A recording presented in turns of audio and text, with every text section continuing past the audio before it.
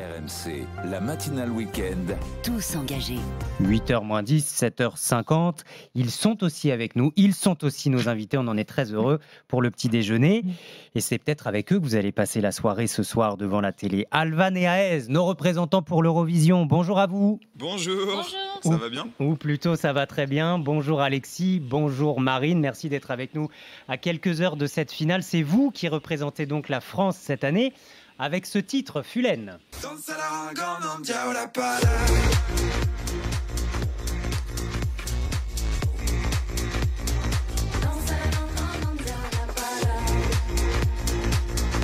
La mélodie, c'est vous, Alexis. Le chant en breton, c'est vous, Marine, avec vos deux comparses, les deux stérènes.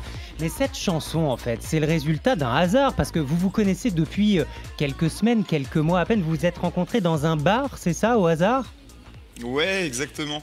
À la base, j'avais commencé mes petites bidouilles sur mon ordi. J'avais une prod qui était dans un coin. Et puis, je travaillais dessus. Donc, je voulais vraiment faire un truc avec des voix ethniques, comme j'en ai l'habitude dans mes autres musiques. Mais ce coup-ci, avec des voix ethniques de Bretagne, de chez moi. Et du coup, j'en ai parlé un petit peu à ma mère. Elle m'a dit, j'ai des archives de ton arrière-grand-mère qui chantait en breton.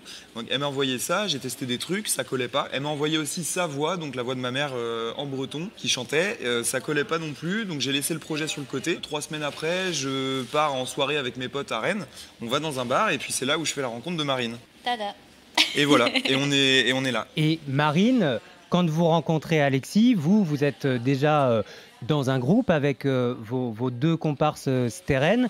Et qu'est-ce qui se passe entre vous ? Comment cette aventure est née et ensuite comment l'aventure Eurovision est née ? Il nous a fait écouter à toutes les trois ce qu'il avait créé déjà et nous, ça nous a beaucoup plu parce que nous aussi on écoute pas mal de musique à influence ethnique. Ça nous a tout de suite plu et on s'est dit oui, pourquoi pas créer une chanson en breton sur la musique d'Alvan et voilà quoi. Et voilà comment simplement est née Fulène. Alors ça veut dire étincelle ou jolie fille en breton si j'ai bien compris.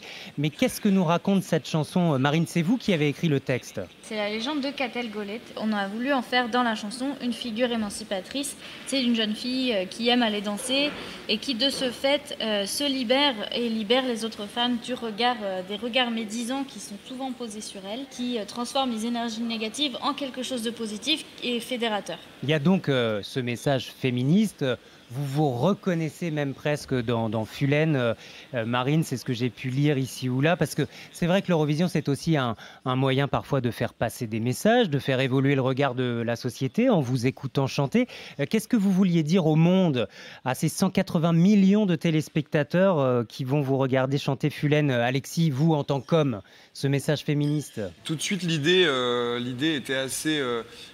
évidente parce que j'ai été élevé que par des femmes, donc j'ai été élevé par ma maman, j'ai été élevé par ma grand-mère et j'ai traîné toute mon enfance avec des filles.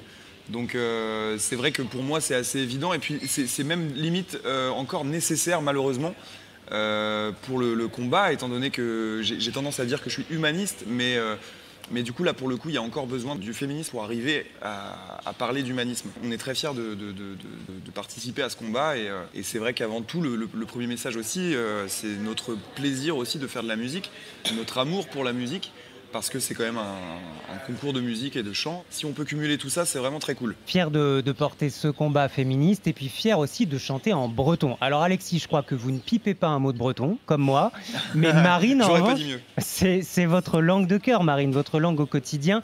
Vous souhaitez aussi qu'il y ait une forme de reconnaissance supplémentaire de cette langue, des langues régionales en particulier ? Tout à fait, c'est vrai que le fait de chanter en breton, ce n'est pas anodin pour nous. C'est effectivement, comme vous l'avez dit, notre langue de cœur à toutes les trois et c'est une langue aussi qu'Alexis a entendue dans son enfance. C'est une langue qui a été interdite, qui n'est parlée que par 5% de la population bretonne, ce qui est très peu.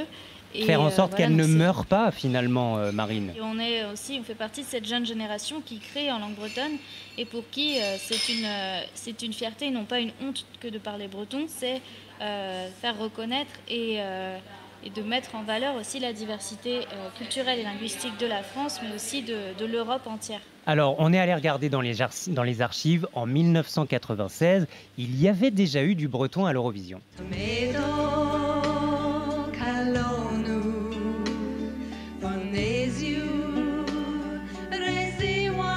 J'espère que je prononce bien Divanit Bugal. Que naissent les Français en breton. Ils étaient arrivés 19e cette année-là en 96. On espère évidemment que vous ferez mieux cette année. En plus, il y a un peu la pression de Barbara Pravi qui était aux portes. Là, elle est arrivée 2e l'an dernier. Ça va, vous n'avez pas trop le stress là à quelques heures de la finale ? Ça va, non, on a toujours des choses à faire tous les jours. On a toujours de la presse, des coachings vocaux, des coachings scéniques, des coachings danse, etc. Donc c'est vrai que ça nous permet de ne pas trop stresser justement.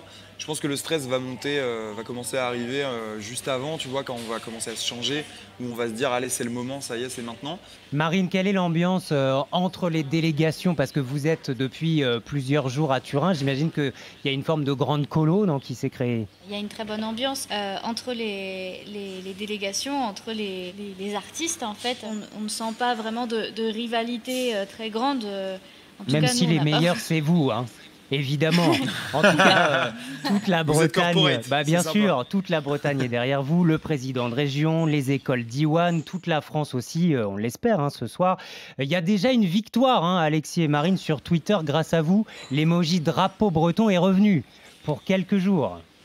On a vu ça, ouais, c'est trop cool. Bah ouais, franchement, moi je savais même pas qu'il n'était pas déjà dans les drapeaux, tu vois.